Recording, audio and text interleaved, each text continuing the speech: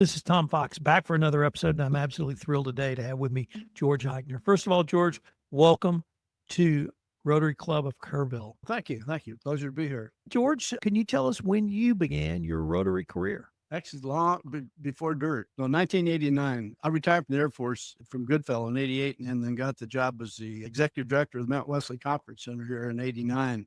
And Ed Hamilton, who was a former president of Rotary and a realtor, was on the board of directors for Mount Wesley Conference Center and was part of the yes vote that got me the job. And then he adopted Judy and I and ended up selling us a house. And then since he was in Rotary, he said, "Hey, you need to come to Rotary." And so I did, and it was a really good experience. One of the things I really appreciated about being able to be included in a local group like this is that the Mount Wesley Conference Center was a mission of the United Methodist Church, the Southwest Texas Conference. And we held religious retreats, kids camps, and things like that year round. But all the people that we dealt with were from out of town, and never had the people we bought groceries from were from San Antonio, the Cisco, and those folks. And so I had hardly any contact with local people. And getting into Rotary really opened my eyes to what Kerrville's all about and gave me a chance to get acquainted with city leaders and all that. And from that standpoint, it was just really a valuable personal experience for me. What was the Rotary Club of Kerrville like in 1989? That was right after Rotary started admitting women. Yeah. And how was that experience? It was much more formal. I mean, everybody wore coat and tie then. Yeah. I mean, you didn't see flip-flops or shorts or anything like that. They had one guy, Heine Glayman, who was the sign of spring and summer that he wore shorts to the meeting. And he was probably the only guy in the club. But there was, I think, probably about 100, 150, 160 people in the club. And we met at Inn of the Hills. And I forget the name of the room, Blue Bonnet Room or something like that. But they set up for 120 people. And generally every week, every seat was full. And one of the things that is different, we meet at the Kroc Center now. And one of the things about the Kroc Center is that you go through, get your meal, and then sit at the table. At the Inn of the Hills, you had to go through the meeting room and then to get your meal. And so you pass by the head table, you pass circuitous route getting to that. And by the time you got to the serving line, you probably had a conversation with 10, 15, 20 people.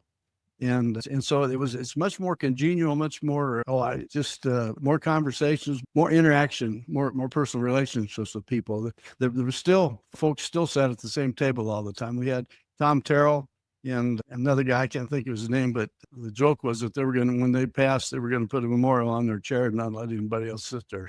So they weren't going to will their chairs to someone else? So tell us about your sort of trajectory through Rotary, because I know you've been very involved over the years. Yeah, it kind of started kind of slow, but I was the president from in 2010, 2011, and then I was on different committees. I was on the board before that, and just kind of one of the worker bees. I didn't have anything really fantastic. I wasn't the song leader at that time. And how I got into the president was kind of a serendipity thing. Greg Schrader, who was a publisher of the Daily Times, was elected to be secretary. I think had been there. He hadn't taken office yet. It was about a month before the change of seats in there. And he got transferred to another town. I can't think of the name of it. And so they asked me if I'd take his place. And that's how I got in. It was a good deal. So I didn't go through the vetting process or anything like that. Brian Bondi was the president at the time, and he really worked long and hard to get me to say yes, because I really wasn't that excited about doing it. But that was really a good experience. It's really an honor and a pleasure and really a privilege to be in a leadership position in a crowd of people like the Rotary Club represents. I mean, there's some great folks in there, people, movers and shakers and influencers, and to be in charge of keeping all those folks entertained and interested in going on is a lot of fun, but it's harder than it looks. I'm I think 2-year full member now. And one of my observations is, number one, there are a lot of women in Rotary. There are a lot of women who are or have been in leadership positions in Rotary in Kerrville. And from the talks I've heard, Kerrville has always had women in leadership positions in the local Rotary Club. Could you comment on that? Yeah, in fact, the first woman who was admitted to our Rotary Club was Jane Ramo, and I think it was like 1985, and she was still alive and in the club and took part of that. And then Mary Ann Wolford was our first president. And the interesting thing, there was really no consternation or concern or animosity or anything like that. Not, I got a couple of friends, though, that think that allowing women in the Rotary is the downfall of the system. And you talk about being conservative, man. They're so far to the right, they're left. So I hear you. What are 2 or 3 of the things that you've either worked on or headed up that really stand out in your mind from your career at Rotary? The first, when I mentioned Ed Hamilton again and Jeff Wendling, with the 3 of us were the ones that started the first responders luncheon, where we recognized the best of the best. And I think probably of all the things that I've done and been a part of, that stands out. It's one of the things Ed said, how we got started. He came up to me and said, we had one city council meeting last night, and they gave awards out to the fireman of the year and the policeman of the year. And he says, there's 25 people in the room, and it's a small room. And he said, that's no way to honor these folks. He said, we need to do it in a grand way, and we ought to have a special program for it. So that's how that got started, and it's still going. That's one of the biggest luncheons of the year. Yeah. And that started in 2011 when we did that. It was the very first one. So it's been going 13 years now.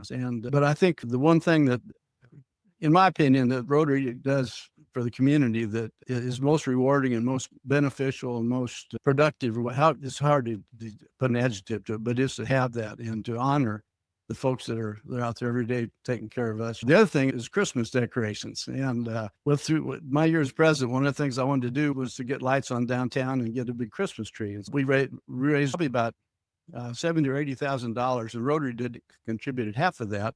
But the big Christmas tree that we have on the courthouse lawn, and at that time we put lights on buildings, outline lights on the buildings downtown.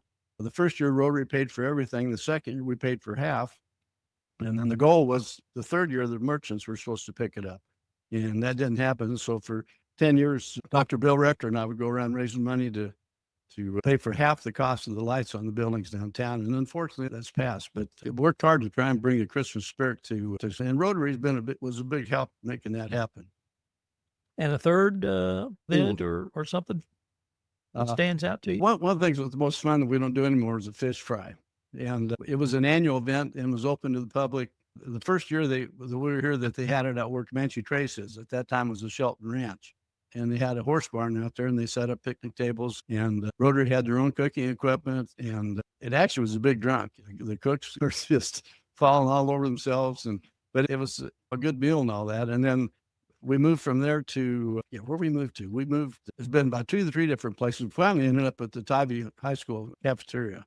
But that was a lot of fun. One of the neat things about that, it got the whole club involved. Everybody had a job, whether it was cleaning up something or picking up or handing out tickets or collecting money. But we'd have, I bet, half the club involved in some way of doing that. And then plus the community would be able to come in and they'd be able to see who we were and what we were trying to do. And unfortunately, that became harder than it looked and more trouble than it was worth. We went from having our own cookers to having the Bass Club furnish the cookers to having HEV prepared for us. And every year it kind of went downhill a little bit. The quality wasn't quite the same. And the enthusiasm was there, but the rest of it didn't quite match up with that level of enthusiasm.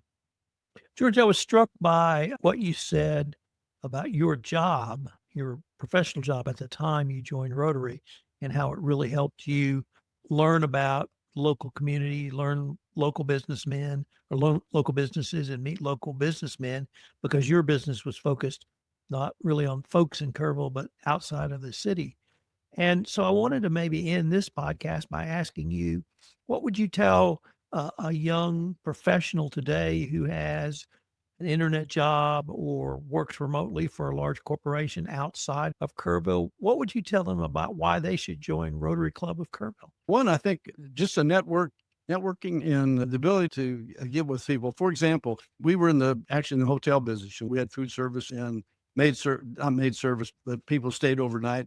And Hans Sluneger owned the Inn of the Hills at the time. And so I would sit with him and we'd talk about occupancy rates and service and things, tips and techniques for getting things done. And so he was really a valuable assistant to me in my job. And I think there's such a diverse group of people that you can find any number of folks that can help you expand your knowledge, expand your career, And so you get a lot of, I think you get as much out of it as you put into it.